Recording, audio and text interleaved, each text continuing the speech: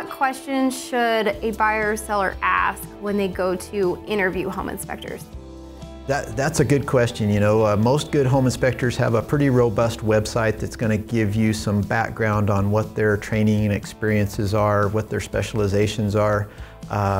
You should ask to see a copy of the report, because that's what you're going to be basing your decision making on, and it's real important that you're comfortable with the format that on the sample report. Yeah. Right. So, and almost, you know, you should ask for a sample report or where you can see a sample report. I think it's important that the home inspector have a good background of training. So you need to know what his training was.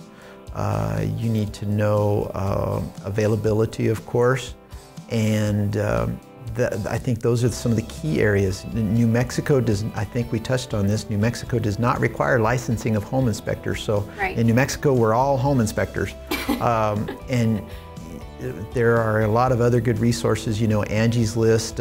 Typically, any inspectors that have been in business for a while is going to have some responses on Angie's List or some similar websites. And you know, Facebook presence. You know, we've got all this great technology, social technology these days, that you can find out a little bit more about the background. So when you're interviewing the inspector, when you talk to him, you want to be very comfortable with his explanations, that it's someone that it seems like you could deal with, that you're gonna be comfortable working with, you know, in a situation. It's a big purchase. You need to have someone that in your corner that you can talk to and understand what's going on with the home.